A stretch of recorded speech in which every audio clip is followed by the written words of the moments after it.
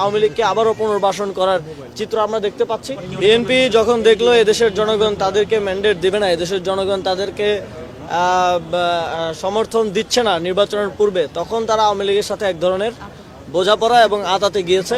এবং আমরা সেটা দেখেছি। তারেক রহমান তিনি একটা আন্তর্জাতিক মিডিয়ায় বলেছেন যে শেখ হাসিনার সন্তানরা রাজনীতিতে চাইলে ফিরতে পারেন। আওয়ামী লীগকে পুনর্বাসনের শর্তে বিএনপি এবার শর্তে এবং আতাতের মধ্য দিয়ে বিএনপি এবার সংখ্যাগরিষ্ঠতা অর্জন করেছে এবং এই আতাতের মধ্য দিয়ে তারা ক্ষমতায় যেতে যাচ্ছে এবং এটা আরও প্রতীয়মান হয়েছে বিভিন্ন জায়গায়। আওয়ামী লীগের অফিস উদ্বোধন এবং ওইটা আরও গৌরবের সাথে তারা প্রচারণা করছেন, মিডিয়াতে আসছেন, বক্তব্য দিচ্ছেন, আমরা দেখতে পাচ্ছি।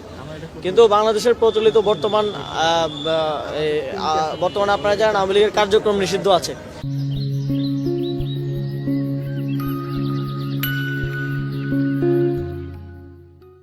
সুতরাং যে কেউ যে আওয়ামী লীগের কার্যক্রম আবার শুরু করার দায়িত্ব নিয়েছেন কিংবা অফিস খুলে দিচ্ছেন, অফিস উদ্বোধন করে দিচ্ছেন, আমরা পটুয়াখালীতে দেখলাম। খুবই দুঃখের সাথে বলতে হয়, আমাদের এক সময় আমাদের সহযোগিতা ছিলেন নুরুল হক নূর, তার আসনে তিনি আওয়ামী লীগের দায়িত্ব নিয়েছেন। সেখানে অফিসে আওয়ামী লীগ আবার যাচ্ছে। এটা একেবারেই আইন বিরুদ্ধ একটা কাজ তারা করছেন। বাংলাদেশের আইন অনুযায়ী আওয়ামী লীগের কার্যক্রম নিষিদ্ধ আছে।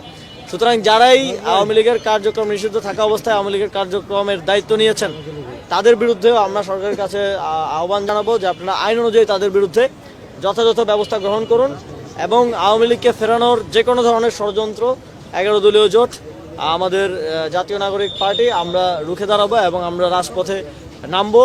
এবং এটা খুবই দুঃখজনক যে যেই জুলাই গণঅভ্যুত্থানের মধ্য দিয়ে, যে 1400 শহীদের জীবন দানের মধ্য দিয়ে 30,000 আমাদের ভাইদের আহত হওয়া, চোখ হারানো, হাত পা হারানোর মধ্য দিয়ে তারেক রহমান দেশে আসার পথ তার খুললো এবং বিএনপি আজকে ক্ষমতায় যেতে পারছে। এই সময় তো নির্বাচন হওয়ার কথা ছিল না।